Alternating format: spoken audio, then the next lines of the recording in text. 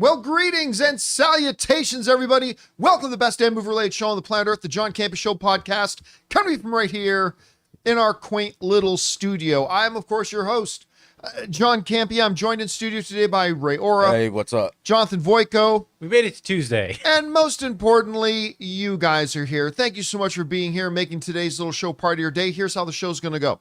We're going to start off by talking about a bunch of predetermined topics. Then in the second part of the show, we're going to take your live comments and questions. Here's how you send in a live comment or question.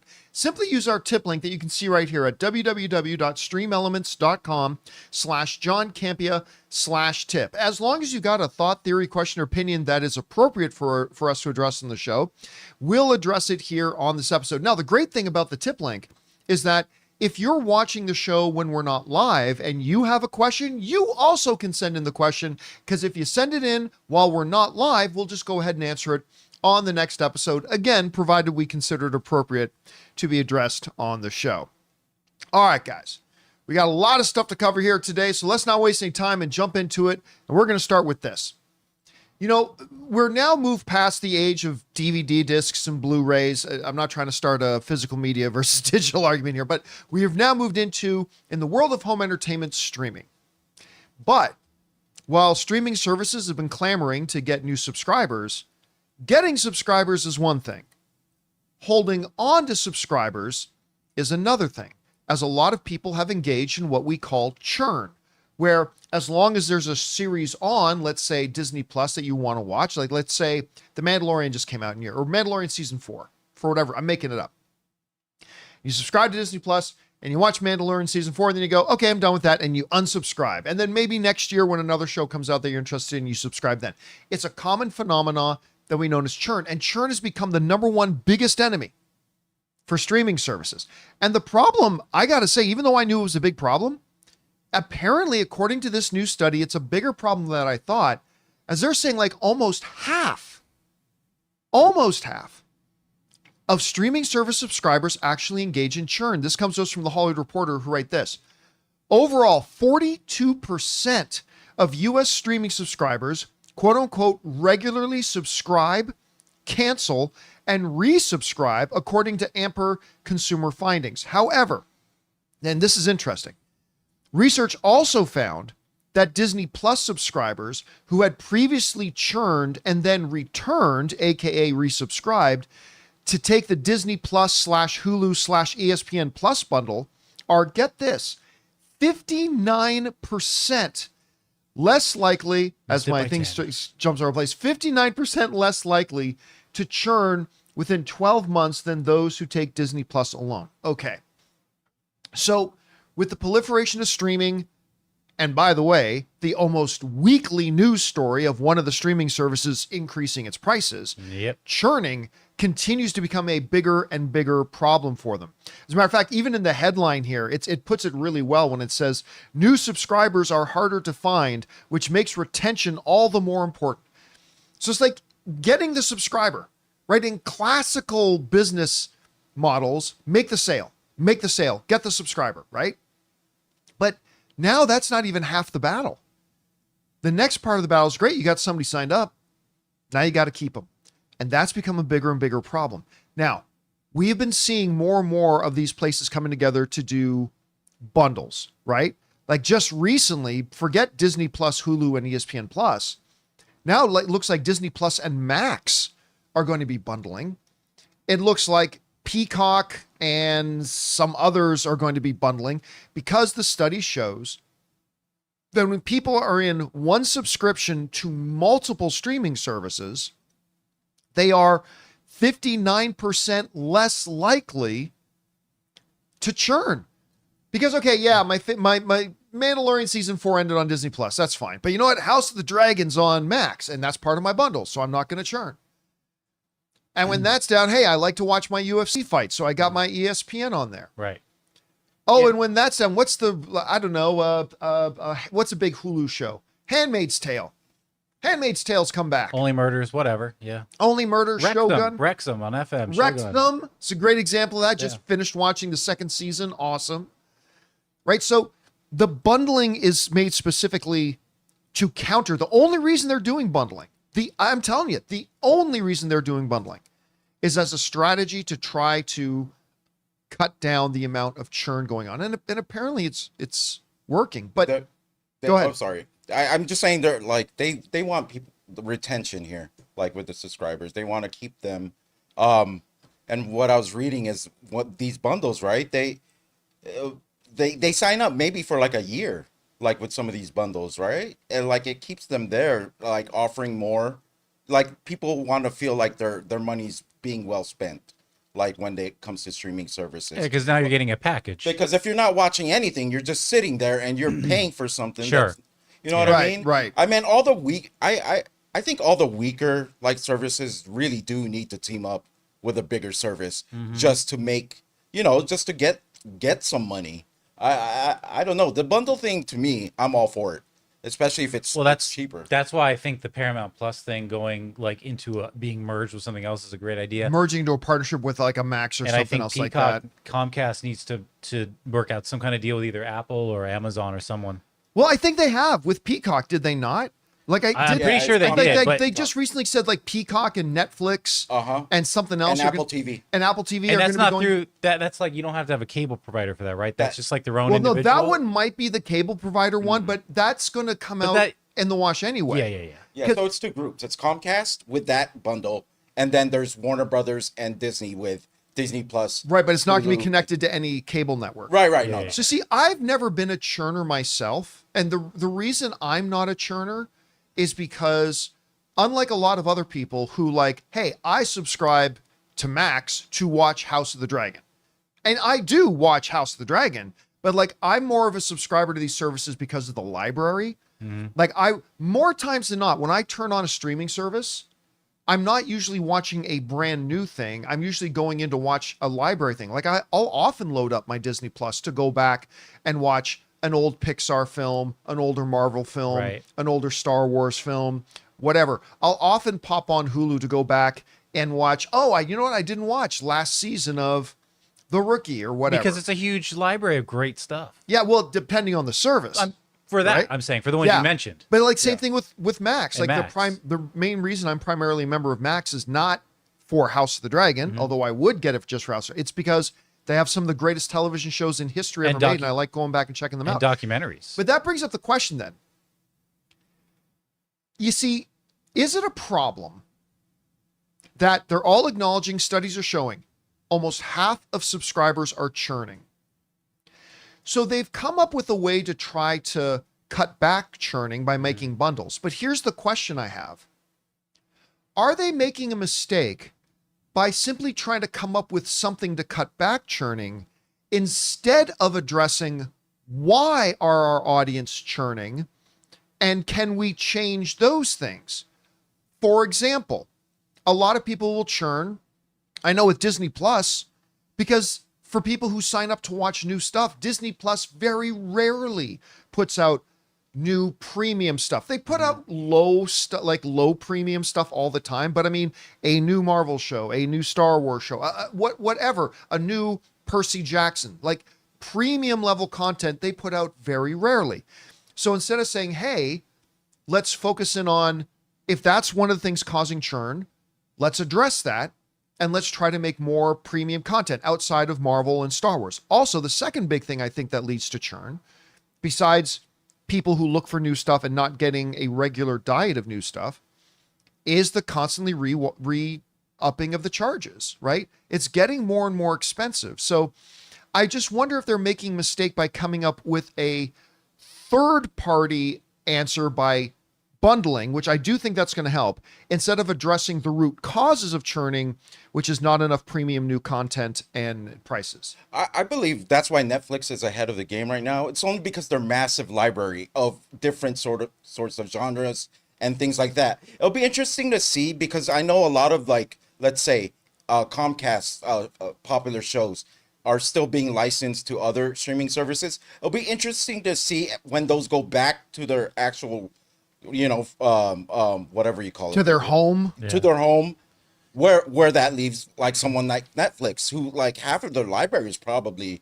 licensed from other, so like until the other streaming services get their libraries like bigger, where they expand their libraries, I think churning's going to be a issue for a while. Yeah, until bundling again, bundling I think is going to be a very, very effective thing to reduce churn. So we'll see. And now the question will be, will there be bundles of bundles? So like you get a bundle, and I'm being serious. You get like a bundle of 3 services over here, a bundle of 2 services over here, and it's called, Bumble Bundle over here, and over here is Bundle Plus. And then they decide, you know what? Let's make a bundle of the bundles. Let's put all those 2 things together, and and at some point, let me ask any of you guys, we're going to see how old school tech many of you guys are who are watching the show. And I might even be saying the letters wrong, so it might be embarrassing, but any of you guys remember ICQ? Anybody remember ICQ? I've heard of that. Okay. So back in the day, like before FaceTime, before WhatsApp, before, all these, there was, in the beginning, back in the earlier days of the internet, there were these chat applications you get on your computer where you can like live chat with people, right? Like that? There you go. You could live chat with people. Now, here's the thing though. This became a problem because different applications started coming out that you could chat to people with. But let's say I was on, Chat App 1, but Ray used Chat App 2. We couldn't talk together. Right. Yeah. We'd both have to have the same chat app. And then out of nowhere came ICQ, which was one ring to rule them all.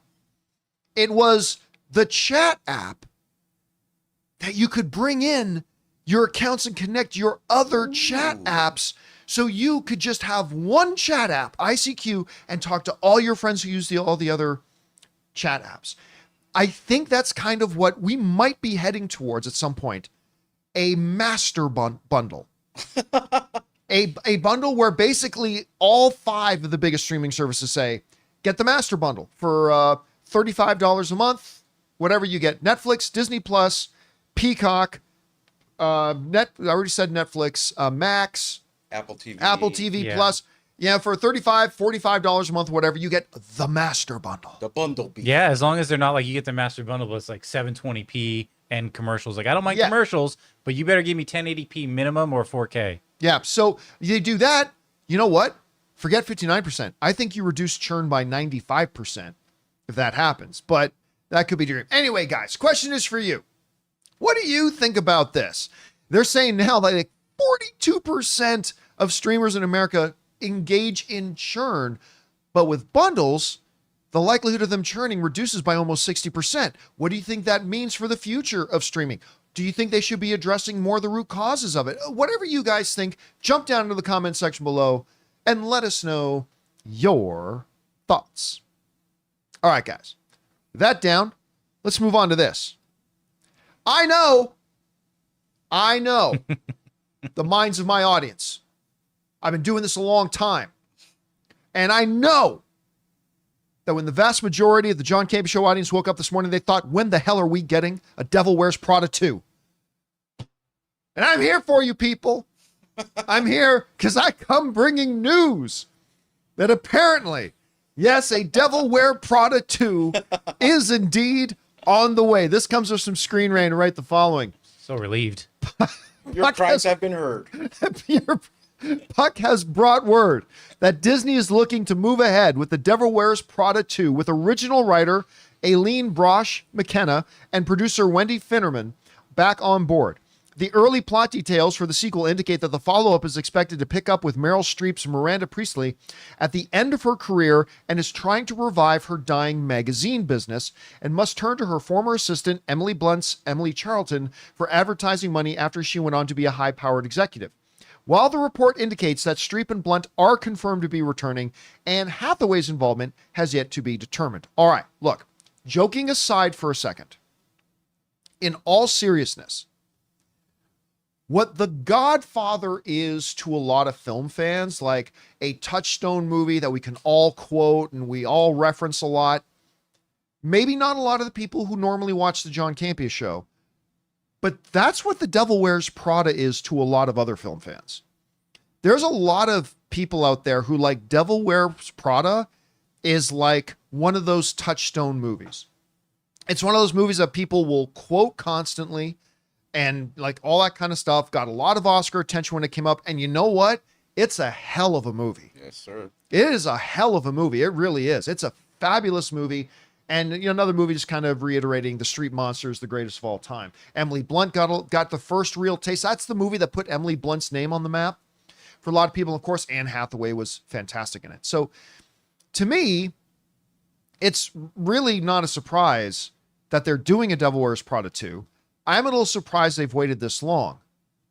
But what this report is saying it would kind of be about is actually very relevant today. The magazine business, it's dying. It's gone the way of the newspaper business, where those who can try to successfully transfer over to becoming a digital outlet. Great example in our own field. Hollywood Reporter did a great job transferring itself from a physical media traditional print service. Yeah. Variety magazine. Yeah. We all just say Variety now. No, yeah. It was Variety magazine. Yeah. And I think they're much better. And much better outlets now. Much better outlets now. Yeah. But you know, there are outlets like Hollywood Reporter, like Variety magazine that have been able to successfully translate, become, and there's a lot that hasn't. There's a lot that hasn't. And the whole idea of coming back to this magazine mogul, now trying to keep her empire alive, is cool. Now, the one thing that it does say in there that Anne Hathaway, they're not sure. They haven't determined whether Anne Hathaway will be in it. How do you do Devil Wears Prada 2 without Anne Hathaway? Yeah. I mean, the movie is basically revolves around her. The original movie at any rate. Now, the namesake of the movie, the devil in The Devil Wears Prada, is Meryl Streep. So you got to have her for sure. I would suggest this is one of those movies where you got to get all three of them back. If you can't get all three of them back, I don't know that you will capture nearly as much enthusiasm from fans of the original movie than if you have all three. Now, again, the story sounds like it doesn't even need the Anne Hathaway character. Like, Meryl Streep's former assistant, Emily Blunt, has gone on to become head up this huge digital marketing company in the world, super successful. And now Meryl Streep needs her. You can do that story without Anne Hathaway. Again, I'm just saying, if you're trying to capture the nostalgia here and you're trying to capture that rabid fan base of the original film, I think you got to have Anne Hathaway there. So I don't know. It's interesting. But anyway, guys, question is for you. What do you think about this? I'll be honest with you. I think this is a good sounding storyline for a sequel to Devil Wears Prada, and I think there will be a lot of people excited about this. I just kind of think you need to get Anne Hathaway on board too. Whatever you guys think, jump down into the comment section below and let us know your thoughts. All right, guys. That down. Let's move on to this, shall we? In the world of flops... Kevin Costner's Horizon is, at least this year, has to be a name that's brought up along the side of movies like Madam Web, Furiosa, Fall Guy. The difference is Madam Web, Furiosa, and Fall Guys all made a shit ton, a lot more money than Kevin Costner's Horizon. Now, I am not crap talking the movie because I have not seen it yet myself. I cannot say anything good or bad about the movie itself. I've actually heard some half-decent things about it. I just know it was one of the stupidest strategies in making and releasing a movie, ever. $100 million to make so far after its second weekend. It's now made, are you ready for this? What? $22 million. Woo! Worldwide. Grand total. Let's go. Let's go. So, here's the big problem. They've got the sequel coming out in August. Yeah. And the problem, again, with it being a sequel is only people who have seen the original are going to go see the follow-up. And not every one of them that did see the original go see it. So you know what their answer is? Here it is. According to Joe Blow, they're going to put the movie on streaming next week.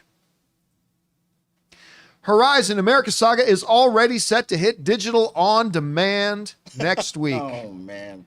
Now, this is actually, to me, really interesting.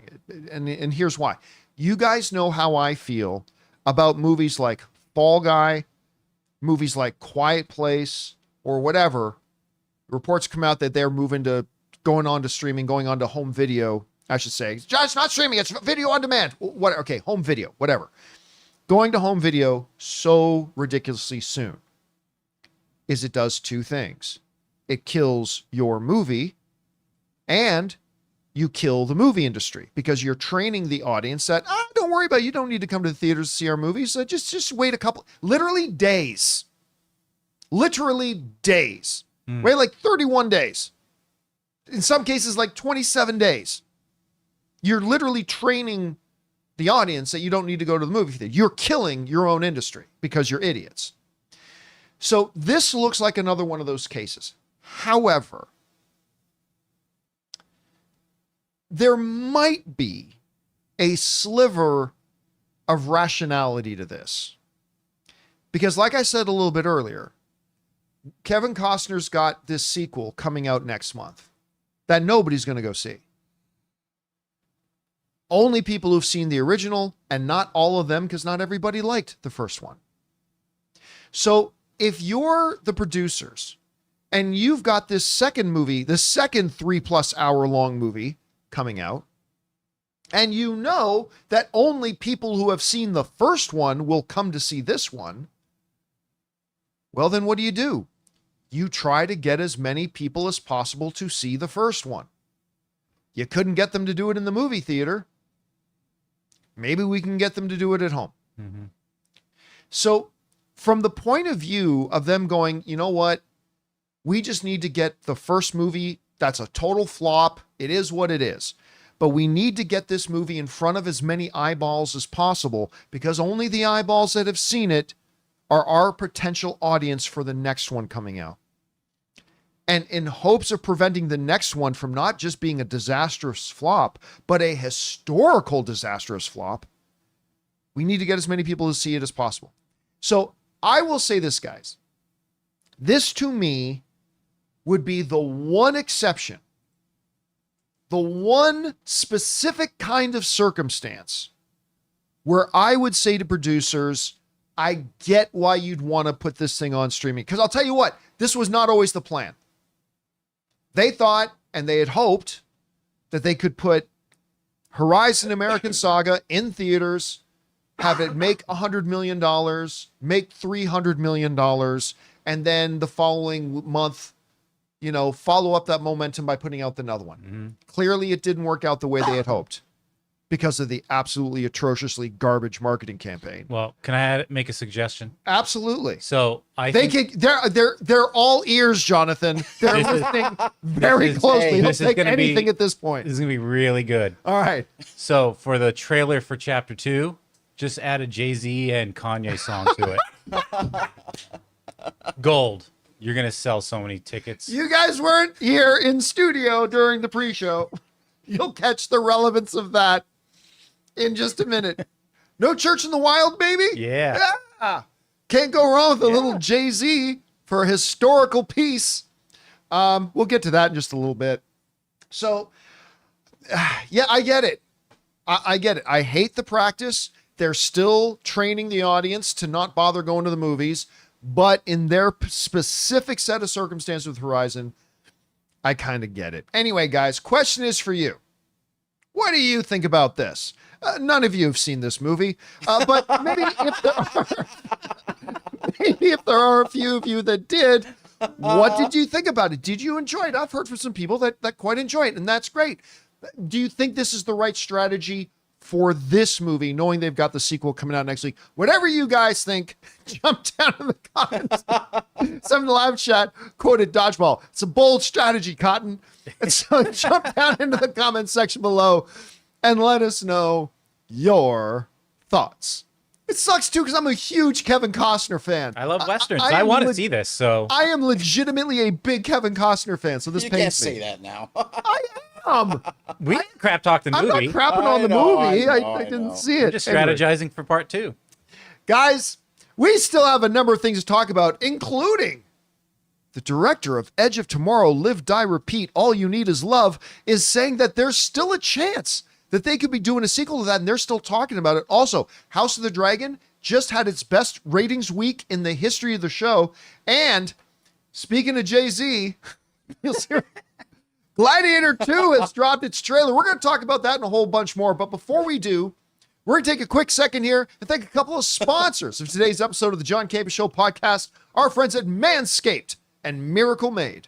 Guys, we want to take a second and thank a sponsor of today's episode, Manscaped. Sizzle alert, this summer, let the only thing that's smoking at your barbecue be the grill, not your grooming game. Get ready for the ultimate cookout season with Manscaped. Whether you're flipping burgers or cannonballing into the pool, make sure your meat looks neat with the Performance Package 5.0 Ultra. Head to manscaped.com and use the code CAMPEA for 20% off and free shipping. Now, come on, guys, if you're like me, you used to do your grooming the old barbaric way. You know, using the clippers on your electric shaver, it never did a good job and always left me screaming out several profanities. So like me, you know that you need the Performance Package 5.0 Ultra. The Lawnmower 5.0 Ultra is perfect for achieving that crisp, clean, and confident look for your barbecues and beach days. The Weed Whacker 2.0, guys, keep your ears and nose as tidy as your hedges next door with our Weed Whacker 2.0 ear and nose hair trimmer. And you get Crop Soother Ball Aftershave Lotion, Crop Preserver, Anti-Chafing Ball Deodorant, and Boxers 2.0, the ultimate supplement to those hot summer days, equipped with the signature jewel pouch to protect your meatballs wherever the heat takes you. So get 20% off and free shipping with the code CAMPEA at manscaped.com. That's 20% off with free shipping at manscaped.com and use that code CAMPEA. Manscaped, the perfect way to get your patties sizzling hot this summer. Guys, we want to take a second to thank a sponsor of today's episode, Miracle Made. Guys, it's hot outside and your nighttime bedroom temperature has a huge impact on your sleep quality. So if you wake up too hot or too cold, I highly recommend you check out Miracle Made's bed sheets. Miracle Made sheets are inspired by NASA and use silver-infused fabrics that are temperature regulating so you can sleep at the perfect temperature all night long. There are just so many things that make these sheets so fantastic. We already mentioned the self-cooling properties for better quality sleep, but they're also self-cleaning. These sheets are infused with silver that prevent up to 99.7% of bacterial growth, leaving them to stay cleaner and fresh 3 times longer than other sheets. No more gross odors. So go to trymiracle.com/campea. That's TRYMIRACLE.com/campea to try Miracle Made sheets today. And whether you're buying them for yourself or as a gift for a loved one, if you order today, you can save over 40%. And if you use our promo code CAMPEA at checkout, you'll get 3 free towels and save an extra 20%. Miracle is so confident in their product, it's backed with a 30-day money-back guarantee. So if you aren't 100% satisfied, you'll get a full refund. So upgrade your sleep with Miracle Made. Go to trymiracle.com/campea and use the code CAMPEA to claim your free 3-piece towel set and save over 40% off. Again, that's trymiracle.com/campea to treat yourself. Thank you, Miracle Made, for sponsoring this episode. And thank you to our friends at Manscaped and Miracle Made for sponsoring today's episode of the John Campea Show podcast. All right, guys, with that down, let's move on to this, shall we? Edge of Tomorrow, the Emily Blunt, Tom Cruise, to me, classic. Is probably also one of the top 5 worst marketing campaigns for a movie in history. This movie struggled out of the gate when it first came out because the trailers were horrible.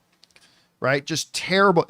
The trailers made it look like some psychedelic, getting in touch with the deeper, cosmic nature of man with that song, "This Is Not the End." And then we go to see the movie. It's like, no, man, this is just a balls-to-the-wall, awesome sci-fi action film.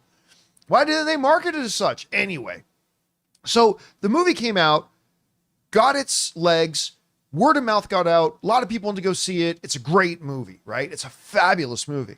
And they've got a lot of people talking about a sequel. They want to go back to that world and see what happens next in this war and in this conflict. Now, they came real damn close to doing a sequel a number of years ago.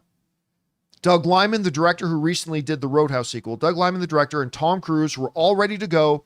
They had a script idea greenlit, and then they immediately got on the phone with Emily Blunt and said, "What does your calendar look like from this month to this month? We're ready to go on a sequel." And she goes, I I like literally yesterday just signed on to be the new Mary Poppins. And so that movie that got this close to getting made kind of got derailed. And then she went on to do Mary Poppins. That wasn't that great and didn't do all that well.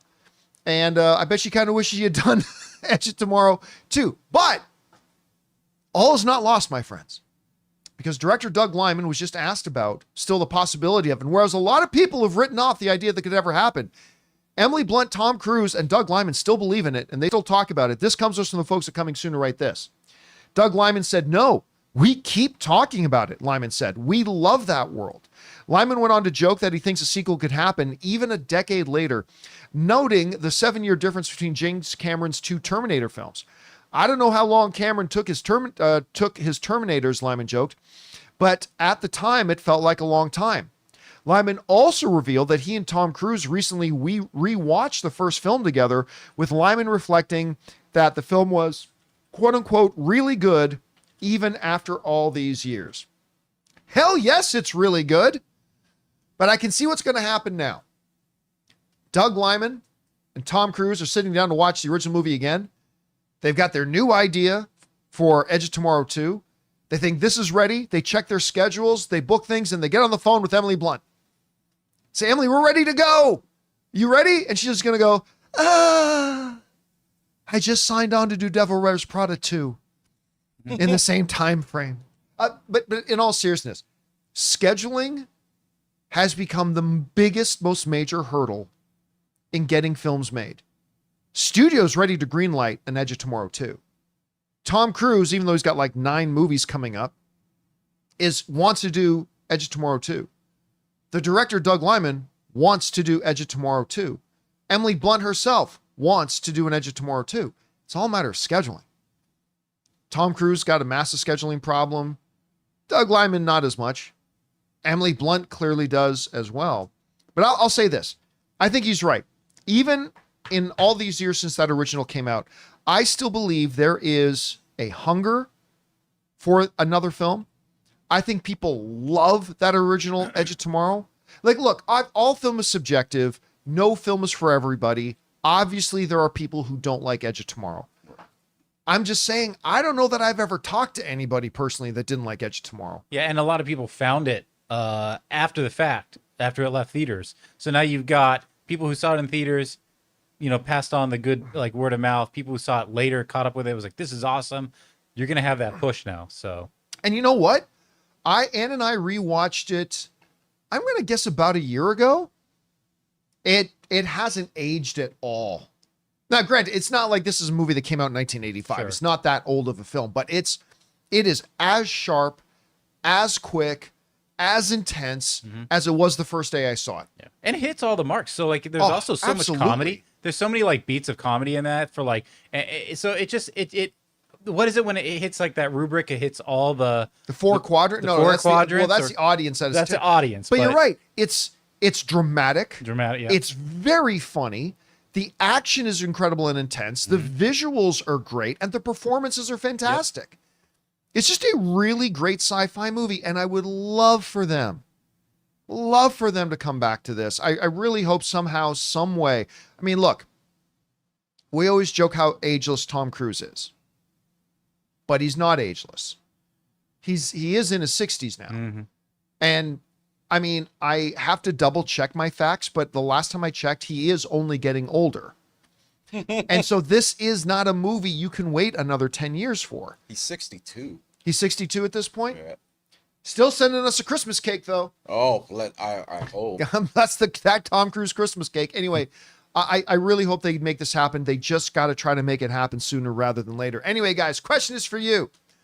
What do you think about this? Are you, I mean, it's been a number of years. Maybe you're not interested in Edge of Tomorrow 2 anymore. Maybe you're like me and you're still kind of dying for one. Do you think they can make it happen? Or is Tom Cruise maybe getting a little bit too old to play this one? I don't know. Whatever you guys think, jump down to the comment section below and let us know your thoughts. All right, guys. That down. Let's move on to this, shall we? The new episode of House of the Dragon came out tomorrow. And just so you know, we're we're getting close to 48 hours since the episode dropped. We're probably going to talk in some spoilery detail about the episode. I mean, again, the episode dropped 2 days ago, so we're going to talk a little bit, some spoilery detail here, but House of the Dragon came out of nowhere last year when a lot of people had doubts. A lot of people had doubts that a new Game of Thrones series could be good or be successful. That first season came out and kicked ass. It was fabulous. I still contend it was better than season 1 of Game of Thrones. And it was incredible we lead in this season. I have absolutely loved this season. And this latest episode, what's it called? The Red Dragon and the Gold? Yeah, I think so. Dance. Oh, so good. And here's the thing. The best part about the episode wasn't even the dragon fight. It's these dramatic inner character scenes. And don't get me wrong, I loved the dragon fights. The dragon fights and the armies. Fire in the sky. So good. So good. Loved it. But even better than that is like the drama of the show.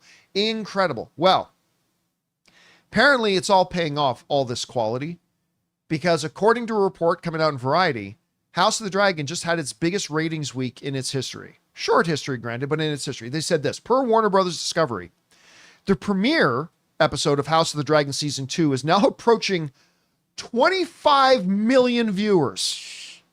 Now, Greg, that's not in the first 48 hours. That's from when the first episode dropped till now. 25 million viewers, and catch-up viewing over the 4th of July holiday led House of the Dragon Season 2 to its strongest week yet on Max between the dates of July 1st to July 7th. This is what happens with quality. Word of mouth gets out. People, and this is the beautiful thing about week-to-week viewing as well. It's like, hey, we're only on episode 4. We're only on episode 4. People getting caught up. Now that first episode's got 25 million views, and it's just had its best week ever. And as a matter of fact, you know how we're often talk about how, hey, this series debut on Disney Plus or whatever, and people start popping bottles when it's like 4 million views of its thing, right? Like, and that's huge. House of the Dragon, this past episode, 8.1 million views.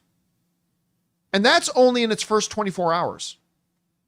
That's only in its first 24 hours. 8.1 million views of the latest episode.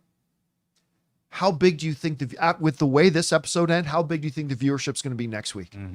Listen, in this business, we are always having to lament, great content not getting great results. And also sometimes lamenting crappy content getting good results, even though it doesn't deserve it. It is a particularly satisfying day when those of us who are fans get to go, there's something that's hella good and it's getting great results. And that is just awesome. And Ray, good news. I hear that House of the Dragon from here on out becomes a real feel-good story. Oh, yeah. Like a real feel-good story with lots of happiness and joy. And We can talk about spoilers now, right? yeah, we can talk a little Okay. spoilers if you want. It feels like Say it, Ray, say it. During that episode, I was like cheering on Aemon or the young king. Aemon? Yeah, because I knew he was gonna mess things up.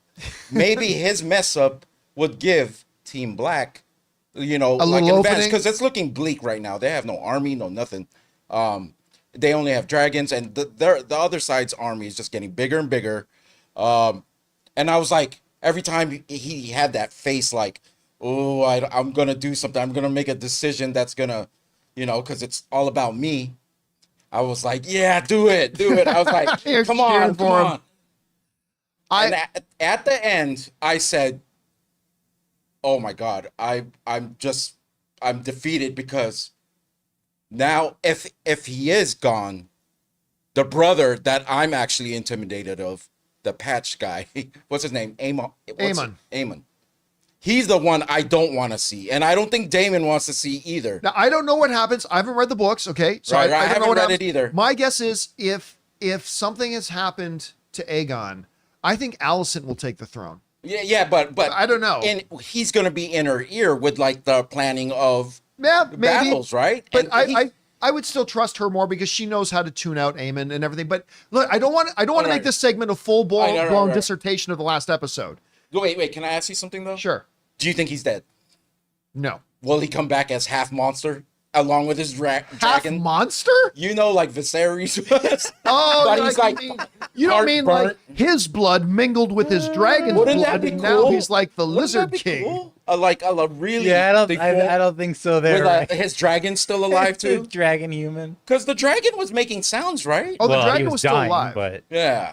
Yeah, it was dying, but still alive, and all that kind of stuff. Anyway, Yeah. Sorry. now with that episode and all that happening, if this episode got 8.1 million views in its first 24 hours, how big is the next episode going to be? Because I don't know that anybody who watched this episode is not tuning in next week, right? Like I just don't know ready. anybody who's not tuning in next week. I'm So ready. good on them for having this kind of success. Guys, question is for you.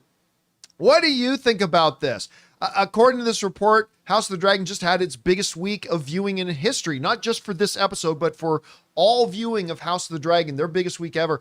How big do you think next week's going to be? Are you enjoying the season? Hey, listen, maybe you're not enjoying the season. That's cool too. Whatever you guys think, jump down to the comment section below and let us know your thoughts. All right, guys. With that down, let's move on to this, shall we? Gladiator, the Russell Crowe all-time classic, directed, of course, by the iconic Ridley Scott, is one of, whatever number you want to set, top 10, top 20, top 30, top 40, whatever, it's one of the greatest films ever made. I love Gladiator. It's so freaking good. It ages great. It plays just as well today as it ever played. Magnificent film. Russell Crowe, one of my favorite actors ever, all time. Love the guy. So you guys remember a while ago, they announced that they're going to, like a couple of years ago, they're going to do a Gladiator 2 where the gods decided to send Maximus back. hell yeah. It's like, okay, I love Russell Crowe, but come on, that's ridiculous. So then they changed course. Ridley Scott came on, said, okay, the kid, what's Connie Nielsen's character's name? Lucinda? Oh boy. Let me see. I can't remember. Anyway. Oh no, Lucilla. Lucilla, yeah. Lucilla is her name. So she had a son, Lucius, Lucius. that yeah. the movie kind of implied, they never said, but it kind of implied that Lucius might have been Maximus's kid. At any rate. So it was that little kid, Lucius. I shall cheer for you, as he said to Maximus through the guards. Mm-hmm. Well, they decided we're going to make the movie around this character, Lucius. Years later, now being played by Paul Mescal. So, very interested in this film. And then came CinemaCon, and they showed us a bunch of footage. And if you guys watched our CinemaCon coverage, I was so stoked for this movie, and I went, I did not really like the presentation. I think I'm a little bit less excited for Gladiator 2 now at CinemaCon than I was before we got to Las Vegas for CinemaCon. And that really broke my heart. So, news came out that they dropped the first trailer for Gladiator 2. Now, and I didn't know if it was just going to be like parts of the same footage, but I can tell you it's actually very different from the footage they showed us. And is there even a picture there? You might want to put up some other image, Jonathan, because I can't see a thing in that picture. You know, it's... Oh, there you go. But I got to say this. This trailer, much better than the presentation they gave us at CinemaCon. I wish they just showed us this trailer at CinemaCon, because if they had showed us this trailer at CinemaCon, I would have come out of Las Vegas a lot more enthusiastic about Gladiator 2 than I did. So I thought the trailer was really, really quite good. I enjoyed it. It's setting up the world beautifully. It doesn't give us a lot of intricate detail, and that's fine because it's a first trailer. That's all fine. Very reminiscent for people who were fans of the original Gladiator so many years ago. A lot of callbacks, a lot of I love kind of the scene where Paul Mescal walks in the room where somebody in secret has set up this little Maximus shrine with Maximus's chest plate and all that kind of stuff. Seeing Connie Nielsen back is great. Freaking Joseph Quinn as the Emperor looks awesome. Pedro Pascal as the new general looks awesome. I got to tell you, there's a lot about it that looks great. And I'm getting into this trailer as it's playing. And then, Yes, baby, they make the best decision. inexplicably, a time portal, I can only assume, opened up. And somebody dropped an iPod. Yes, I said an iPod. With some Kanye and Jay-Z track on it. No Church in the Wild comes down and starts playing. And it completely took me out of the trailer. It completely took me out of the trailer. Now, John, you got a problem with No Church? No Church in the Wild is a great song. Don't get me wrong. You can even make an argument that thematically speaking, it fits with Gladiator. What's a king to a god? You know, all that. It thematically, it fits. Yes, I give it that. 100% it does. But why do movies constantly make this stupid decision? I hate it. To take like what looks like an epic period piece. It's desperate. It's like it has to appeal to modern audiences. Modern audiences won't understand it unless you have modern music. Yes, we will. Modern audiences will absolutely get No, it. you won't. So I went back and watched the original Gladiator trailer. Guess what? They didn't feel the need to drop some 1990s music in it.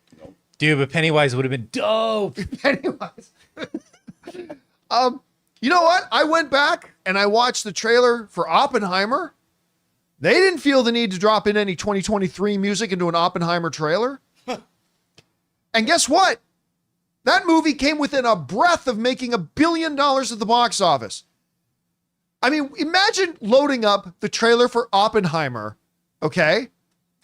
And then all of a sudden, Will Smith's Summertime song comes on as nuclear explosions are going on. Summertime.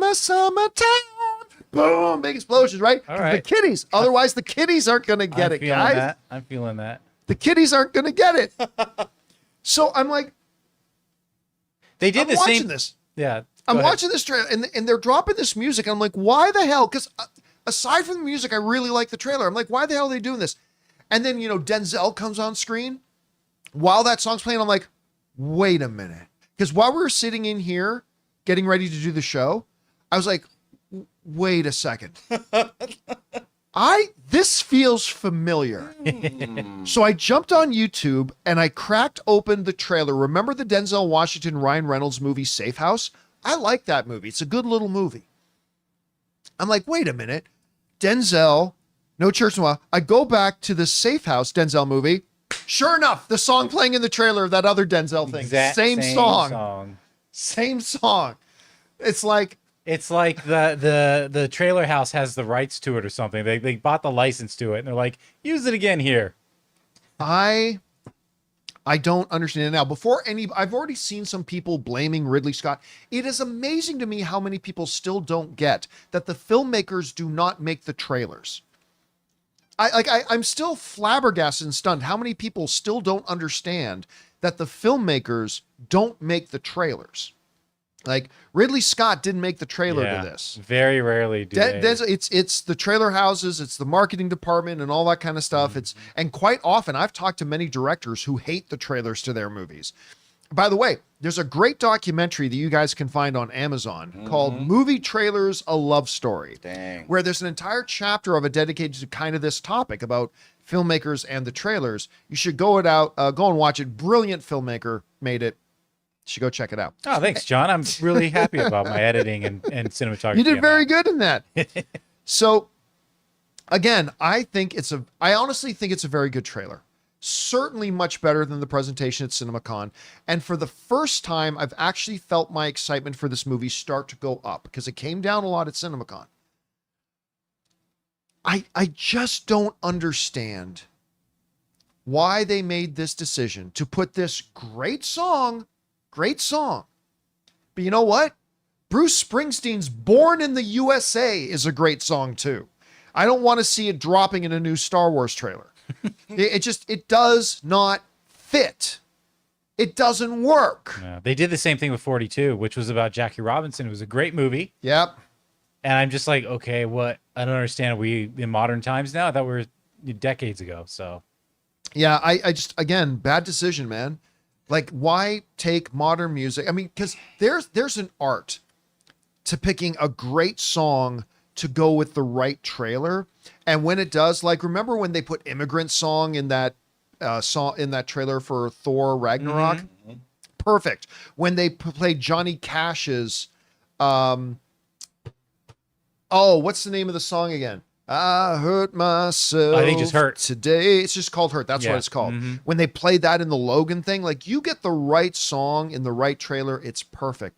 I just hate this practice of taking period pieces and slapping in modern music to it. It's stupid. I mean, my big problem with it was Warner Brothers at CinemaCon. They had probably, like, as soon as we walked into Caesar's Palace, the very first statue had Gladiator stuff on it. Well, so when you walk into Caesar's Palace, which we do a lot because we go like at least 6 times a year, there's giant statues all over the place, right? And what they did in the big entryway is they took these giant statues, but they put Gladiator shields on them. Yep, because the year before, it looked great. The year before, it was Mutant Mayhem. The problem was, after their presentation, I heard no buzz at all. No, nobody. There was no excitement. Nobody was talking about it. There was no oohs and ahs, and that immediately I became worried about this film. Like, after CinemaCon, I was like, usually if you're the marquee, your stuff is all over every statue, and people leave the auditorium or the theater not talking about it. Then something went wrong, and I believe, first of all, the sizzle reel they showed us was all over the place. It was just clips. It wasn't really. I didn't get any sense of what the movie was, and it didn't even look all that good. And I guess that kind of sums up the whole CinemaCon for most part, a lot of it. But the problem is, if that's your headliner, people should be talking about it. Yeah, because you know what? Around CinemaCon that entire weekend, people were buzzing about Alien Romulus. Yeah. People were buzzing about Deadpool. Wicked. People were buzzing about Wicked. People were buzzing about Fall Guy. I never heard anybody talk about Gladiator after that. So they really do need to make sure they get a good push with their marketing. And again, the trailer overall for me is quite good. I just don't know why they then pissed on it by putting modern music into, because they didn't do that with the original Gladiator. I don't know why they did it here. Totally pulled me out of it. Anyway, question is for you guys. What did you think about the trailer for Gladiator? In general, I liked it. It has actually finally started to raise my excitement for the film, something that the CinemaCon presentation didn't do, but I think it could have done even more if they didn't, for some reason, pop in a modern song. Well, a quote unquote modern, I know it's an older song, but still a modern piece of music into what's supposed to be this ancient Roman period piece. Whatever you guys think, jump down to the comment section below and let us know your thoughts. All right, guys. With that down, we're now going to get on to the most important part of our show, which is taking your live comments and questions. So fire them on in now. But before we do, we're going to take a quick second and thank another sponsor of today's episode of the John Campea Show podcast, the good folks over at BetterHelp. We want to thank a sponsor of today's episode, BetterHelp. You know, guys, it's one of the most unfortunate human tendencies that we have to try to compare our life to others. And social media plays a big part of that. Comparison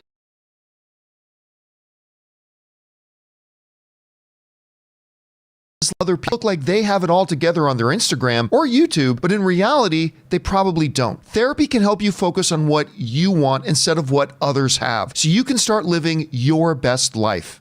Give BetterHelp a try. It's entirely online, designed to be convenient, flexible, and suited to your schedule. All you have to do is fill out a brief questionnaire to get matched with a licensed therapist and switch therapists anytime for no additional charge. So get it off your chest with BetterHelp. Visit betterhelp.com/Campea today and get 10% off your first month. That's BetterHelp, HELP.com/Campea.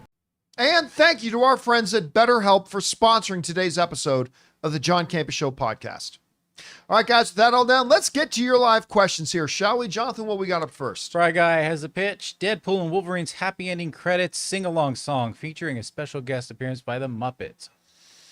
I could, you know, I can listen. That does not sound outside of the realm of possibility to me. By the way, any of you guys see the new Deadpool and Wolverine ad with the Bachelorette or with the Bachelor? Oh my God. Oh my God. How they talked Hugh Jackman into doing this is so, by the way, I'm not going to go into it. If you haven't seen the new Deadpool Wolverine spot that they made specifically to air with the Bachelor, you should watch it because I laughed my ass off the first time I saw it. I thought it was really, really funny. Go check it out if you get a shot. All right, what's next? Mr. I says, hope everyone had a great holiday weekend. I spent mine watching a double feature of Kiss Kiss. Oh, no, I read that already. Sorry about that. Yeah. That was from yesterday. Am I the only one? Yeah. Did we do Stubble McShave yesterday? Yeah, we did Stubble. Okay. Murray Reich says, am I the only one that has no excitement in Agatha? It's not because of the series itself. The MCU has been overall disappointment after another. That makes me go, why should I care anymore? It's not the same producers from WandaVision. They did the music. I think most people, honestly, right now, I think most people aren't all that interested in Agatha, to be honest with you. So you're in the majority, like you're in the clear majority. I am in the minority that I actually am really looking forward to it. And I don't need, I read a comment today on our channel that somebody left says, I don't get it. Like I watch this trailer. I don't see how this moves the MCU forward at all. It's like, this doesn't need to. Yeah, it's not the point. This is an isolated story. And then somebody eventually, of course, says, well, then what's the point of doing it? You do it to hopefully tell a good story and make a good show. Mm-hmm. So anyway, listen, Marvel has put out some really good stuff lately. They've also put out some really mediocre to bad stuff. I just think this is an interesting character. I love Catherine Hahn. Yep. I love the Agatha character. And I really like the trailer. And I think Aubrey Plaza is going to bring a lot to it too. So for me, I'm actually thinking this is the one. I can't think of another Marvel Disney Plus show coming out that I'm all that excited about. I'm not all that excited about Ironheart. I'm not all that excited about Wonder Man right now. I could become excited about it once I start seeing some stuff, but really, there's nothing coming out that they got on Disney Plus that I'm actually particularly excited about. But Agatha, I am. And I have a feeling this one's going to be good. Maybe I'll be right. Maybe I'll be wrong, but we'll find out. All right, what's next? All right, you're right. That was the other Stubble McShave that I thought. This one is new. I've had my share of bad cinema experiences with inconsiderate audiences, but my worst movie experience was when I watched Ronin with De Niro. It was in the time of movie reels, and they mixed up reel 4 and 5. Oh, no. Right in the middle of the big car chase. Oh, you man. guys remember back in the day when they actually had film reels that they played in movie theaters? I remember the first digital movie I saw, and it was such a big deal. It was I think it was at El Capitan, and it was Mission to Mars. Remember that movie with wow. And that was the whole selling point. This is on digital. That's Tim Robbins is in that, Tim isn't Robbins. it? Oh my God. Yep. I remember the first time I saw a digital projector. It was at Star Wars. What's the big Star Wars fan convention called again? Celebration. Celebration. It was at Star Wars Celebration that was held in Indianapolis. It's where we played my Star Wars fan film. We played at that festival. It was pretty fun. But I remember Sony was there showing off this digital camera, and that they were going to try to mass market, and it was huge. I mean, it was massive. And yeah, man, changed everything. But yeah, back in the day when they changed the reels, I've heard stories about that where the film projectionist actually accidentally put in the wrong reel next. That would be funny. All right, what's next? Team Shogun. House of the Dragon is ineligible for this year's Emmys per Emmys rules. Entry deadline for programs that identify as primetime programming by virtue of genre and were originally presented on a national platform between June 1st and May 31st of 2024. Oh, that's interesting because, I was talking about yesterday how, look, when Shogun came out, which is still, I think, the best show I've seen in years, I was like, just give it all the Emmys now. Like just take all the actual physical Emmys, start etching Shogun on all of them. But man, House of the Dragon has been so good. It might give Shogun a run for its money. I'm not ready to say it actually is yet. Wait to see the whole season. But then I had a few people write into me and say, actually, John, because unlike the Oscars, which happens in the calendar year from January 1st to December 31st, the Emmys have different eligibility dates. So yes, Shogun is eligible for the next Emmys. So it is going to win everything regardless. And then House of the Dragon won't be, even though House of the Dragon show will have come out, played, all that kind of stuff by the time the next Emmys come around, there will be no House of the Dragon because it doesn't qualify till the year afterwards. But it's kind of weird the way, I wish Emmys would just go to a regular calendar year, but whatever. All right, what's next? Okay. Anonymous says, I'm so honored that you guys are counting down to my birthday, the 25th. Actually counting down to the 26th. I knew y'all cared. I'm celebrating by seeing Deadpool with my mom and 2 of my friends and their moms. That won't get awkward at all. Yeah, Wow, watching Deadpool with your mom would be a fun experience. No, he's right. The 25th. Wednesday. Yeah. Thursday the 25th. Yeah, so Thursday, Friday the Friday. 26th is the official release date. Yeah. But we all know that really means it's coming out Thursday the 25th. That's when I got I think that's going to be a fun time, man. I hope you have a blast with them. And listen, movies are experiential events, and all the best experiences are ones that are shared. And the fact that you get to go do that with your family, stuff like that, I think that's great. I hope you have a good time. All right, what's next?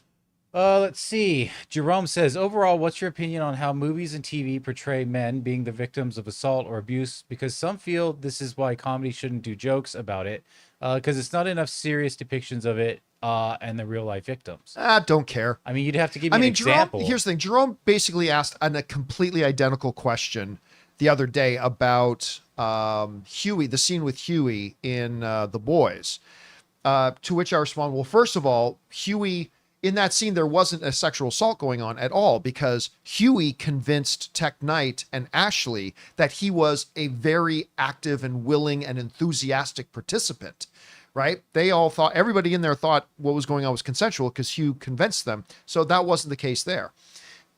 So Jerome asked, well, what do you think about, though, them making a joke out of a guy being it? I said, listen, it's like any joke. Jokes and the appropriateness of jokes is 99% dependent on who's telling the joke, right? I said this before, I'll say it again. There are jokes that they made in The Office that totally work and hilarious. But if those same jokes were told in Breaking Bad, they might have come across as offensive, insensitive, or maybe tone deaf. There are jokes that Kevin Hart can tell that other comedians maybe couldn't tell. There are jokes that Joe Coy can tell that maybe other comedians can't. It comes down to 99% of who's telling. There are jokes Tosh Point O can tell, because everybody knows who he is and what he believes in and what he stands for in real life. So he makes certain jokes that are the antithesis of what he really is, and it comes across a certain way. So yeah, it's just all the same thing of that. All right, what's next? Schickster says, loving House of the Dragon, but the baddies in King's Landing are just a repeat of Game of Thrones. No, they are not. Not at all. What are you talking about? Oh, no, he's absolutely right here. Let's listen.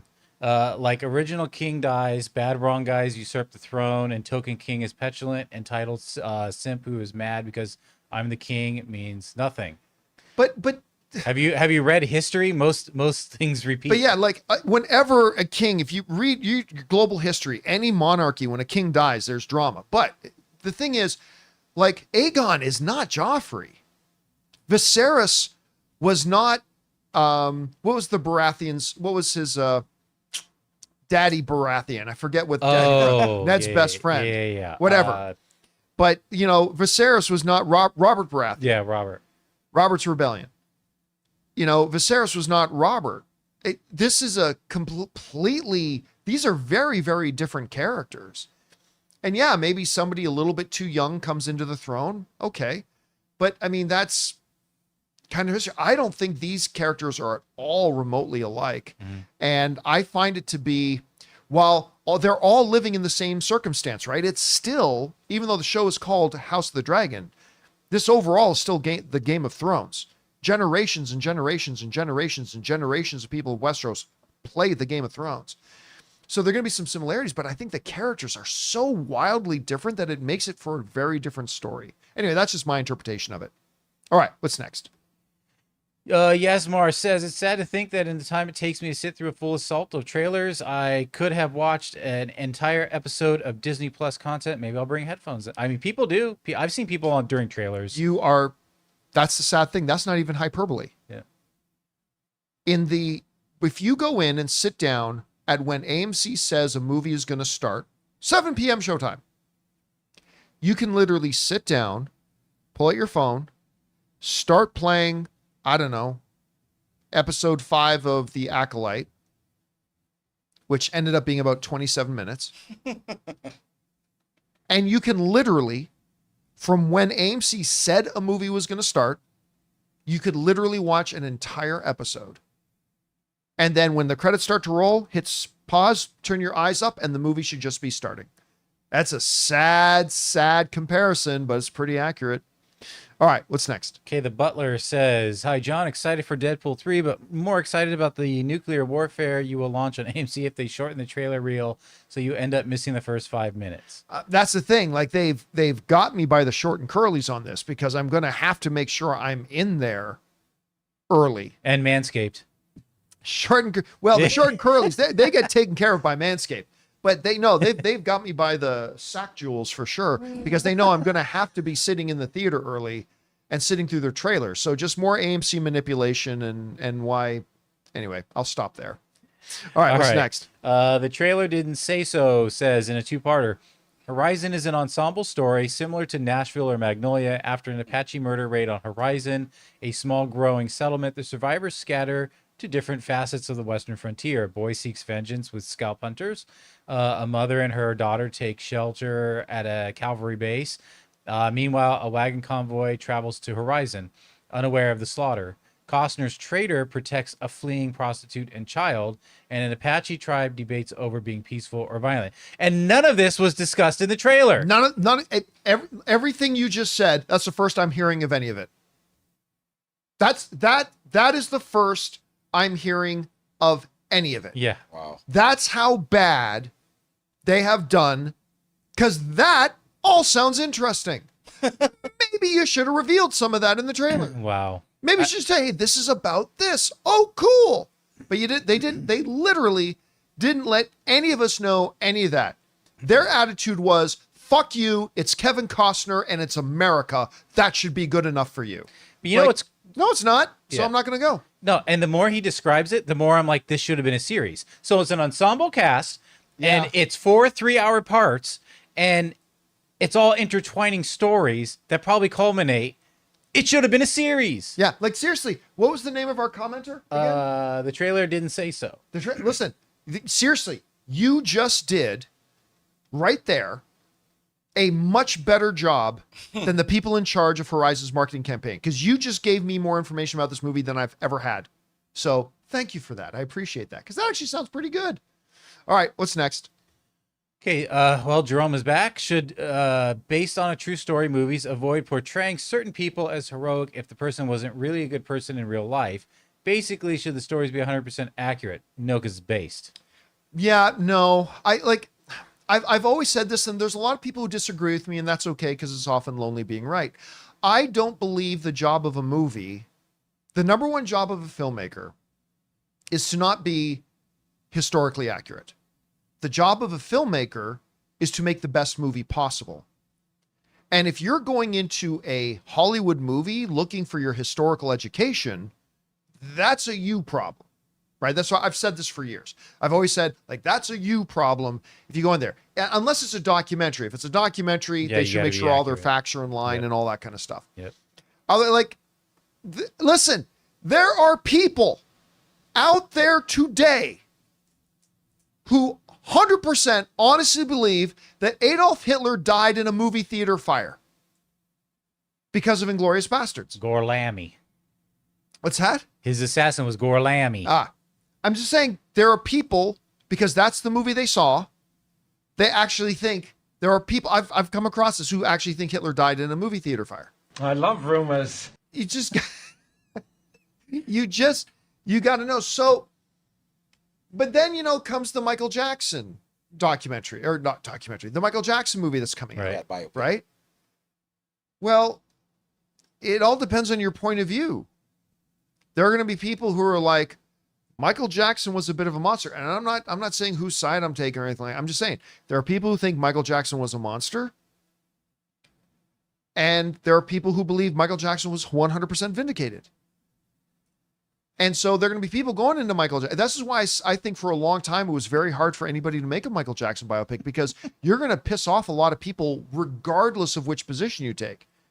If you portray him very sympathetically, it's going to piss off the people who think Michael Jackson's a monster. If you portray him as a monster, you're going to piss off the people who think he was vindicated. And so it's very difficult. So it's all up to the point of view. And that's why, to me, it's not really that big of an issue. I mean, look, you never want, there's very, very few examples of something that we all understand and agree on. Hitler was a monster. Jeffrey Dahmer was a monster. We all know that. Right. But there's going to be a lot of historical figures where some people think one way and other people think the other way. So that's why I say I don't care. It's really up to the filmmaker and the story they want to tell. And I'm big enough and old enough to know that that's not a history lesson. It's just a fictional movie made for fun. All right, what's next? Maurice says, "Hey John, greetings from Michigan. I'll be hopping over the Ambassador Bridge this weekend for my birthday for a quick trip to Toronto. Nice. This will be my first time there. Any mandatory stops, attractions, or restaurants you'd recommend? Thanks, Bring on the Filthy." Here's the reality. I haven't lived there in 15 years. I haven't lived out there in 15 years. But so Toronto's a beautiful city. Toronto's, think New York without all the garbage. That's Toronto. And I mean literal garbage. I mean literal. I remember last time I flew into New York, literally driving down the streets and like 5-foot pile highs of garbage along the sides. Anyway, just New York with all the multiculturalism, all the beauty, all the trappings of a huge metropolitan area with nicer people and less garbage. That's true. So go enjoy it. Definitely see the CN Tower. That's obviously a must. Try to go up the CN Tower if you can, because that view will change your life. So yeah, do that for sure. All right, what's next? Sino says, "Why was Axel Foley's electric bill always so high? Because the heat is on. The heat is on." Wouldn't that be your gas bill? I guess it depends how you get your heat. Yeah. All right, you know what? Just come on. I won't give you the drum shot for it, but I won't boo you off stage for that one either. That one wasn't bad. All right, what's next? All right. If you don't answer me, says, I love the look of Nathan Fillion's Guy Gardner. He looks too. ready to get knocked the F out by Batman with possibly the most punchable face in cinematic history. Old Boris Johnson looking, oh, hot damn, I love to hate it, the door. I listen. I think I got very excited when I found out Nathan Fillion was going to be playing Guy Gardner. For a couple reasons. One, because I love Nathan Fillion, but number two, I really like the Guy Gardner character. Because he is that. He's good guy and massive dick at the same time. You can be both, right? And I love that. That makes him a really interesting character to me.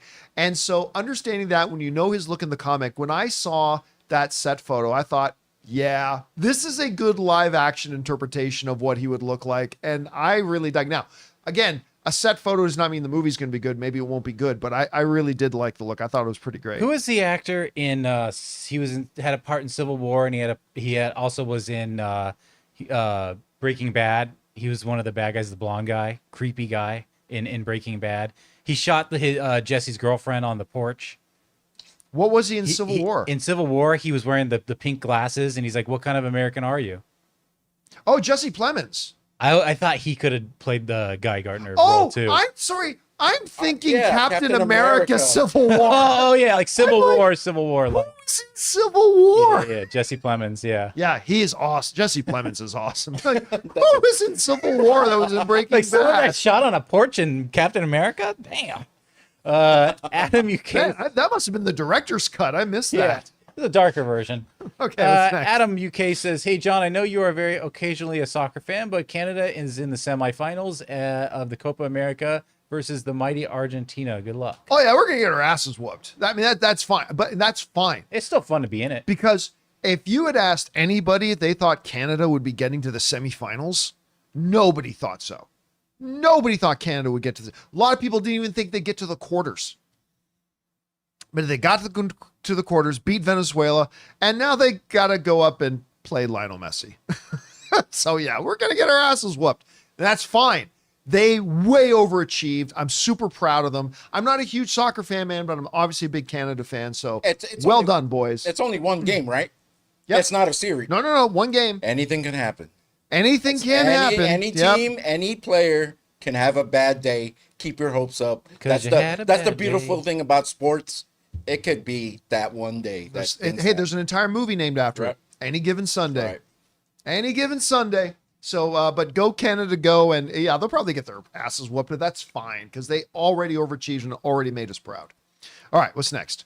Okay, Bry Guy says, I would love to see Quentin Tarantino do his own take on a more family-oriented film. Nothing like Spy Kids, but more of a fun live-action Disney adventure vibe like National Treasure, Race to Witch Mountain, The Ladder, done right. Those are all in the same category as Spy Kids.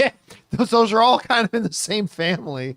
Not me, to be honest. I mean, listen, I want to see Quentin Tarantino. I would love, as a Quentin Tarantino fan, I would love to see Quentin Tarantino do something that's not in that very strict Quentin Tarantino box, right? Because the moment you watch any Quentin Tarantino movie for 30 seconds, you know, oh yeah, this is a Quentin Tarantino movie, right? Because they're all kind of fit in one box, and that's fine because it's an awesome box.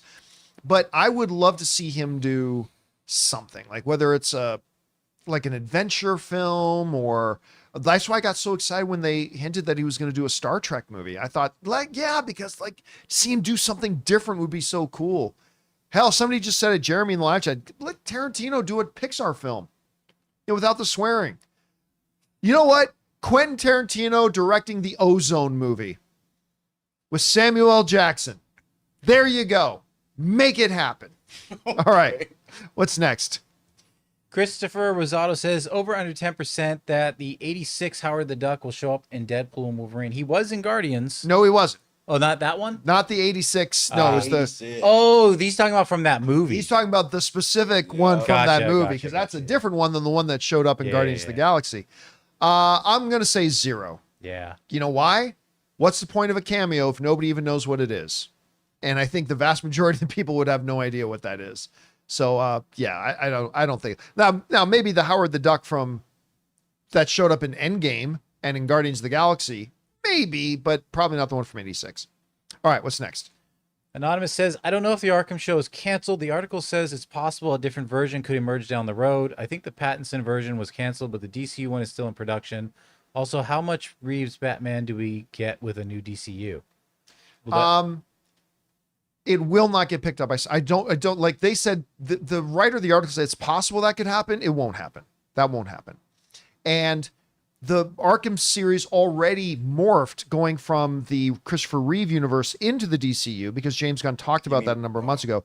And now their report is saying that that's done. So let's just put this. I'll be shocked if it ever resurfaced, but it looks like it's over. I mean, again, years down the line, 3, 4, 5 years down the line, they could circle around and revisit it. But I think for now it's dead. You're talking about the Matt Reeves universe, right? Yeah. What did I say? Christopher. Oh, Just- sorry just about to that. clear it up, you Yes, Matt Reeve, not Christopher Yeah, Reeve. right. Very different Reeve. All right, what's next? Andrew K says, hey, John, just watched How I Met Your Mother for the first time. I loved the show, but felt let down by the end. A lot of people did.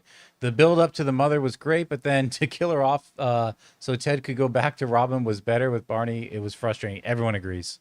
That watched it all the way through. I agree. None of that had any meaning to me. I've never watched the show. So, Jonathan, you take it. No, I had a never lot of said- fun. I love that show. I was a big fan of it. The last 2 seasons, it felt like, wow, you guys are just stretching this out. This thing just needs to end. And then they did that. Yeah, That's the I one- just heard that the finale was pretty disappointing to Yeah. the fans. Is that the one with Neil Patrick? No. Yeah. Yeah. Yeah. Okay. Neil Plays Patrick Barney. and Colby Smulders. Okay. Yeah, love Colby Smulders.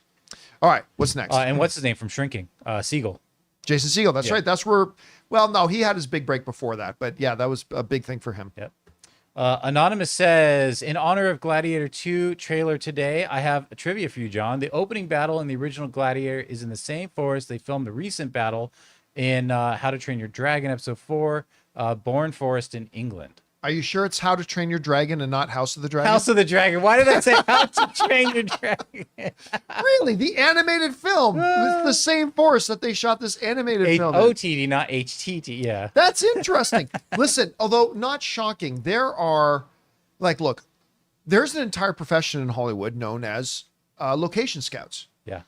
And a lot of them have their own little, like, secret hideaways, but a lot of them have some standard plans. Hey, looking for a gritty 1960s looking crime street?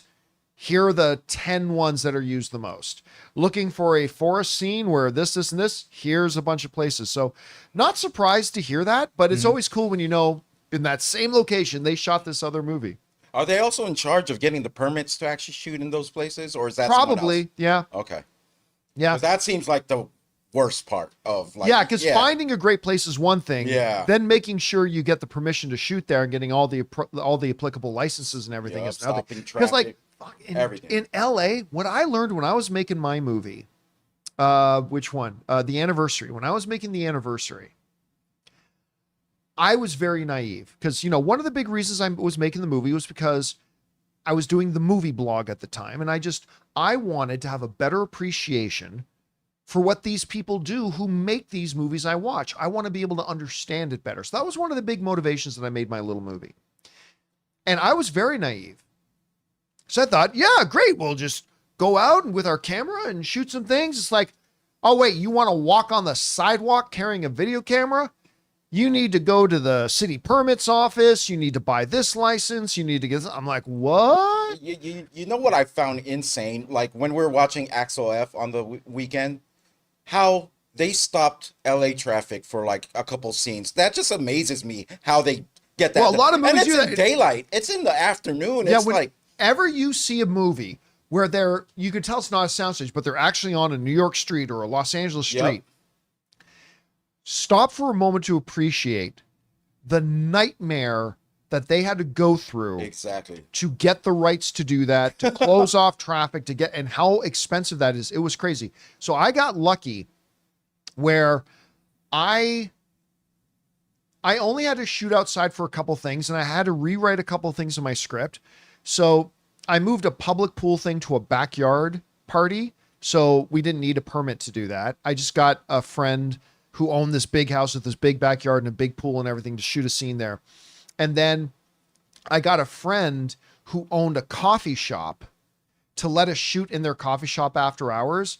And technically we were supposed to get a license or a permit because we shot in the parking lot too, but we just shot it after hours and set up the big crane shot and did all that kind of stuff. But yeah, it is a nightmare getting all that stuff, dude. Never underestimate that.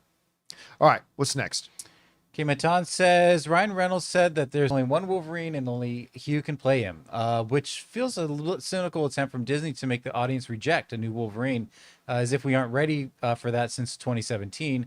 We're ready for a non-leader Wolverine. The leader archetype was bad. Wolverine has and goes against the comics. Give me that smelly goblin Wolverine. Don't let Disney get away with jingling more keys with Secret Wars and Deadpool 3. No more member berries.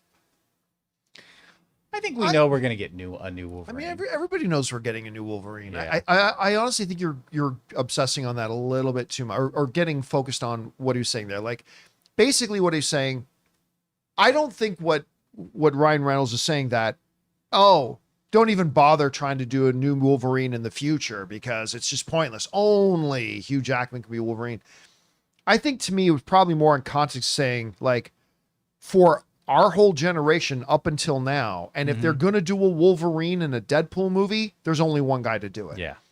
And in that context, he's right. Now, how they make their Wolverine in the new MCU moving forward, I mean, it's up for debate. I'm sure it's not going to be the exact same kind of Wolverine that we got with Hugh Jackman.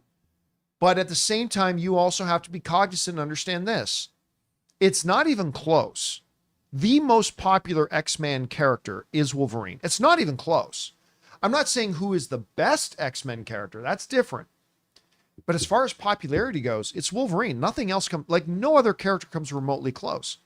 And with that being your number one character, you're going to have to use them in a certain way. I don't think we're just going to get the feral rat boy Wolverine in there. I Yeah. think we're going to get something a little bit more closer to the Hugh Jackman one. All I care about is a good movie. If you make a really well-written, interesting character that gets us on board like Hugh did with Wolverine, even though everybody was against Hugh Jackman being Wolverine when they first cast him, they can do that. I think they'll be well on their way. All right, what's next? Joey says, new trailer for Umbrella Academy season 4 drops. Seriously can't wait for the season. Just hope they don't spend half of it trying to convince everyone to team up again. I love the Umbrella Academy. I love this show. But with every show that I love, there are certain things that are a little kind of hiccups to me. And one of the hiccups of this show is that it does seem like they have to repeat a lot of themes from season to season to season. And it would be nice to see a little bit of an evolution from that for them to move forward. So yes, I haven't watched the new trailer. I saw that it dropped today. I have not seen the new trailer yet, but I'm super excited for the season. I love this show. I think this is its final season. So here's hoping they, don't have to repeat some of the same themes. All right, what's next? Sam Fisher says, this Gladiator trailer left me confused. I thought Paul Mescal was playing Connie's son. So how does he not know who he is? Undercover, amnesia, please not amnesia. And Pascal doesn't seem like a bad person, but he's an antagonist. Is he in on it? Okay, so two things. Number one, I've already seen a lot of confusion. Pedro Pascal is not the emperor. He's a general. Eddie Munson is the emperor. I mean, that's the emperor, at least one of the emperors. And Pedro Pascal, I think he is, what's a good analogy to this? Where I don't think he's a villain. Right. I think he may be an antagonist, but I don't think he's the villain or a villain. Yeah. I should say. And Washington says like, oh, what if I get you a general? Yeah. So that will be enough. So, and clearly they fight. So what sets that all up and why, like maybe his general, maybe Pedro Pascal's general was the one who was leading an army that decimated something where Lucius was. I don't know. We don't know because we got to see the movie for that. As far as Lucius saying, I don't know my mother or where I was born. Again, he's saying that that's an audio clip line dropped in a trailer, completely devoid of any context for us. So we don't know why he's saying that. Clearly he is Lucius. So is he saying that to a guard trying to hide? Again, this was completely without context. Is he saying that to a guard that he's trying to hide his identity from? We just don't know. It's a line that worked in the trailer, but I wouldn't try to read too much into it at this point. Because again, it's a line completely devoid of any context. Let's wait to see what they're doing in the movie with it. All right, what's next? Carlos said, Raymond Verada says, will Gladiator 2 be a true sequel to the Russell Crowe epic, or will it be a Grease 2 or Speed 2, where it's a sequel only in name but without a famous lead star? Hope it's not a Highlander 2. Well, I mean, the only way it's a true sequel is if it picks up a year later after the death of Maximus, and then you pick up with Jaimon Hansu's character, and you pick up with Connie Nielsen's character, and about, what becomes of Rome next. I mean, that would be a true sequel. This is absolutely in that same universe. It is absolutely clearly, you got Maximus's armor on the wall. They even mention Maximus. They show Maximus in it. So it is definitely a sequel. It's just not like a true, this is the next chapter of the story sequel. That would have needed to take place like a year or two later. This is a whole new set of characters, but in that same world that Maximus helped to make. All right, what's next? Carlos says, saw the Gladiator trailer, wished it took me back to that time, more of the first movie. I was a kid when I saw the first one, and I was amazed, but I'm hoping for the best for it. Oh, 100%. Yeah. 100%, I'm with you on that. Like, again, Ridley Scott is not at the same power level that he was at years ago, right? Napoleon, not so good. The Last Duel, not so good. House of Gucci didn't live up to its potential. The last great movie he made was The Martian. Yeah. And that was great. But hopefully this will be great. By the way, I'm seeing somebody in the live chat saying it seems like a cash grab. Can I just say this? If nobody ever again said about a movie, this looks like a cash grab, it'll be too soon. Because everybody knows what I'm about to say. in case you're unless you're naive, every single movie ever made in history is a cash grab. Every single movie ever made in history was made by producers in the hope that they would make money from it. That's 100%. There's no producer ever in history that said, I'm going to get together several $1 million and never get any profit from it. Yay! No, they all do it. Every movie ever made in history was made by a producer. Sure, maybe there might have been a coiffed-haired director going, I'm an artist, I just want to get my art out there. Maybe, but behind all of that, there was a producer actually coming up with the money to make that in the hopes that it will make them profit. So please, for the sake of raising the intelligence level of everybody around, never, ever, ever again say, that movie looks like a cash grab. They're all cash grabs. They're all cash grabs. Every single one of them. All right, anyway, what's next? That Go Horn guy says, hey, John and crew, been playing catch up with the show since my Cats won the Stanley Cup. Got nervous toward the end. I noticed a lot of talk with Blade and couldn't help think, is this turning into The Flash without the actor drama? Have a great one. Flash isn't the best example. I mean, yeah, Flash was another film that literally, I mean, because think about this. It was back, remember yesterday on yesterday's show, I showed you guys some pictures of when Stephen Amell came in and joined us on the show. Yep. That was the day they announced the Flash movie. Because me and Stephen Amell talked about that Right. day. We talked on that day about, hey, they just announced a Flash movie with, because they had just started. They had just dropped the first episode of the CW Flash show. That's how long ago and CW Flash was like 10 years ago. That's how long it took them to get this Flash movie made. But there are a lot of examples of movies that just dated for a long time. Actually, Kevin Costner's Horizon, he said he's been trying to get this movie made for 20 years. He nailed the timing. Yeah, he totally nailed the timing. So I wouldn't compare it to The Flash. I think there are a lot of other Hollywood movies that have just been in development hell. But yeah, definitely devoid of the actor drama like the Flash one did, for sure. 100%. All right, what's next? Professor X says, hey, John, I know how much you like Zack Snyder. I do too. If he was signed on to do an MCU film, which franchise do you think he would thrive with? None. That's just the nature of the tone and everything of the MCU is not a place that Zack Snyder would thrive in. And again, that, I mean, that is no disrespect to Zack Snyder. I just don't think that's every artist will have environments that are more conducive to their creativity and environments that aren't. And I think for him, I don't think he would survive well in an MCU. I think he's much better suited to do the types of, I mean, granted, Rebel Moon turned out to be giant sacks of shit, granted. But when you look at movies, other movies he's done like Army of the Dead, which I had quite a lot of fun with, and a lot of his other movies, he's more better suited for another creative environment. I don't think he'd do well in the MCU. Maybe if they did do one, Marvel Zombies, maybe that might be the only thing I could see him maybe Like doing a one, well like in. a one If shot. if we had to put him in something. I will say this. Okay. Again, I don't think he would do well in a Marvel environment. But if the question got changed to, okay, he has to be in making one Marvel movie, that's the best case scenario. I think him doing a Marvel Zombies is the best case scenario I still don't think it's a good environment for him. No. But if you had to pick one, I think you got it. I think that's the one that he would do well in, if there was any he could do well in.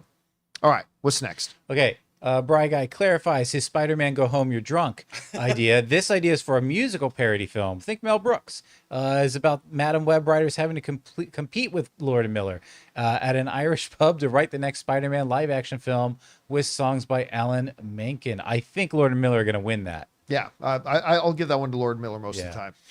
All Who right, are they what's next? competing against? Who are they? He said he. It was Lord and Miller against the Madam Web. Yeah. All right, And what's then next? Bry Guy just follows up. Hey guys, I think I just fixed this problem. I noticed you accidentally skipped over a couple of my tips. Not mad, just wondering why. I think I just missed it, but I just caught it. Which one was it? That was the one I just read. Which one? I read this that we skipped one, and I found the one on You're Drunk. Oh, okay. Was that his? Yeah. Oh, okay. Perfect. Yeah. All right. So- What's next? Okay, so now we got members. Eula I just watched Michael Mann's Thief, starring the great James Caan for the first time. Wow, what Yeah. a classic! You know, I haven't really seen a lot of James Caan's movies. That's one I've missed. I should watch that. Well, I mean, for good reason. When everybody thinks of James Caan, Yeah, you think of right? Yeah, Well, I mean, there might be a generation that thinks of Elf. yeah, I guess so. But I mean, for most movie fans, when you think James Caan, you're obviously going to think about The Godfather, right? But the dude had an incredible career, like just an incredible career with a lot of great classics. All right, what's next? He was in Brian's song, right? Wasn't he the lead in Brian's song? He was. Yep. I totally forgot about that one. Yep. All right, what's next? Okay. Cool.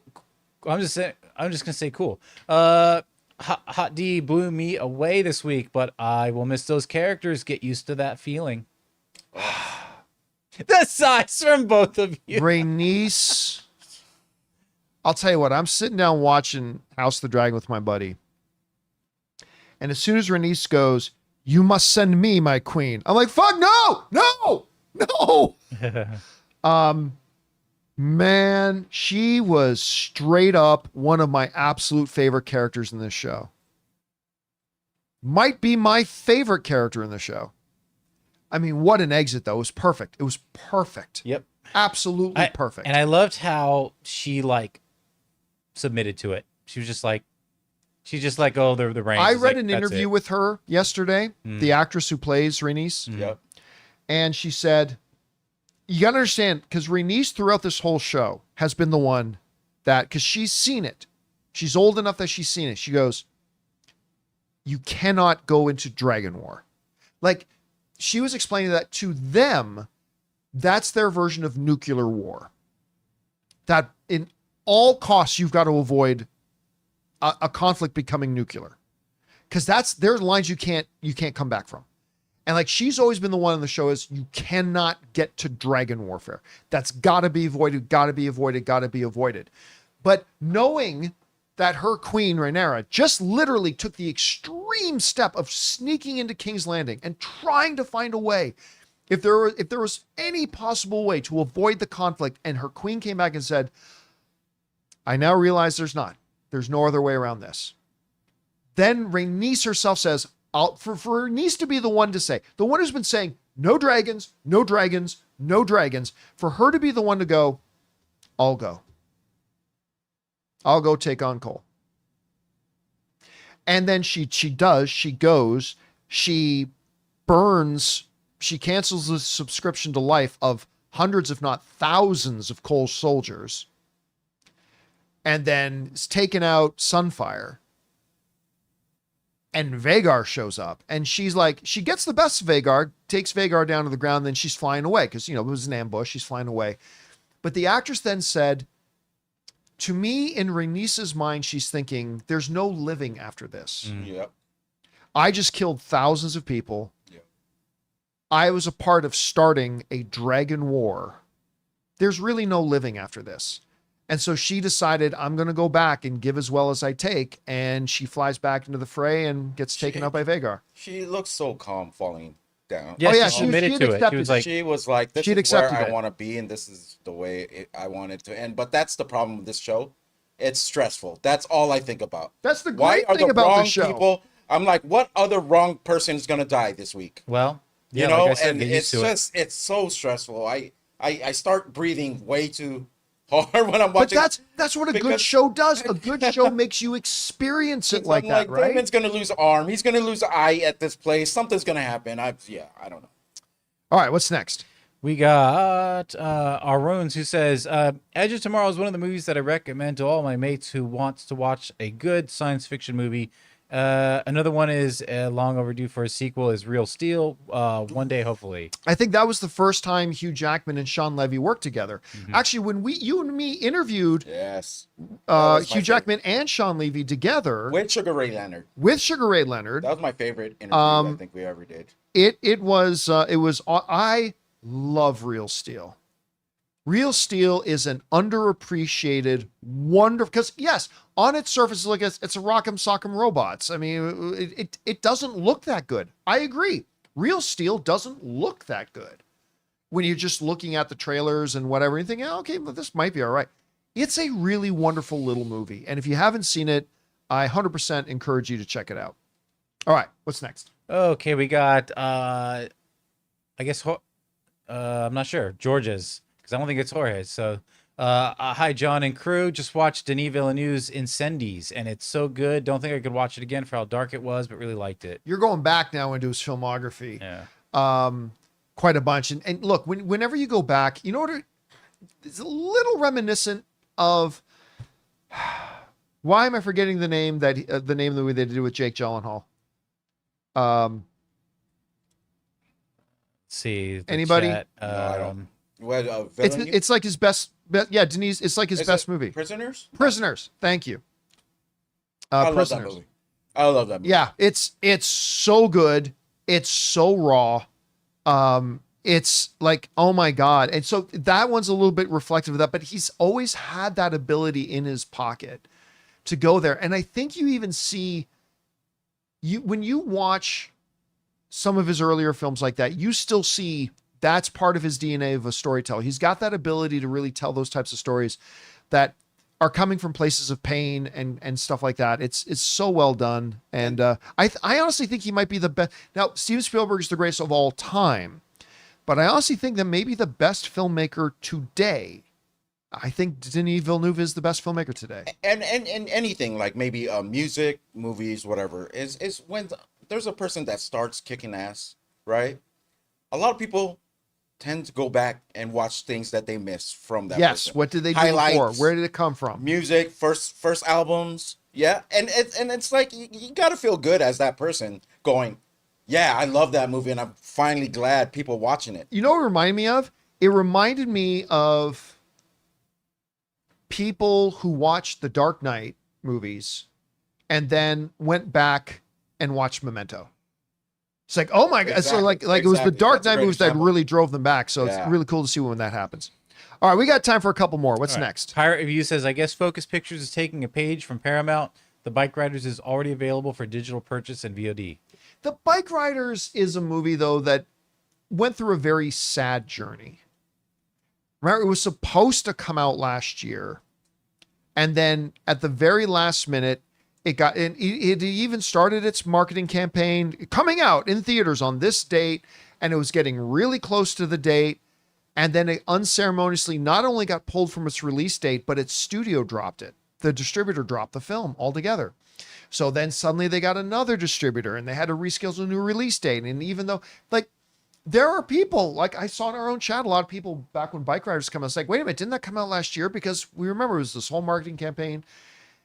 So here we are, like 5 months after when it was supposed to be in theaters, or 7 months after it was supposed to be in theaters. It's a movie that just went through a really, really weird journey, and it never really had a shot. Never really had a shot. All right, what's next? We got Amin who says, hey crew, so I recently got back from a 2-week road trip in Europe, visiting a total of 7 countries. What's your Nice. favorite road trip travel film? Oh, travel. Okay. Road trip or travel film. I personally love RV. Also, would Fury Road count as a road trip? I don't know. I know. I don't think I would count that one as a road trip. I can't think of any off the top of my head. Just traveling? Like a road trip movie. All Like, right. I'm gonna go back to the 80s and say National Lampoon's Vacation. I mean, I literally in my head would have to go that far back. I do like Fanboys. there was Euro Trip. Fanboys is a great one. Yeah, that was great. Fanboys is a good I one. do like that one. But also, I'm going to flip it on another end. Traveling, Young Woman in the Sea. I can't wait till that goes to streaming. I want to watch it. That's not a She's travel. traveling. She's traveling from swimming. one. It's not I traveling. said it's a reach. I told you it was a reach, but it did pop up in my head. When is that movie going on VOD? Because that's the I one think that's soon. I think soon. And all right, guys, that'll do it for today's installment of the John Campea Show podcast. Thank you so much for being here and making this a little show part of your day. Big special thank you to all you guys who sent in those questions. Number one, because you gave us fun things to talk about. Number two, you supported this channel as you did it, and all of us involved with the show. Thank you guys so very much for your support. Don't forget to come on back and join us again tomorrow. In the meantime, I want to thank the people in the room with me, Ray Ora. See you guys tomorrow. Jonathan Voico. See you guys. My name's John Campea, and until next time, my friends, bye-bye.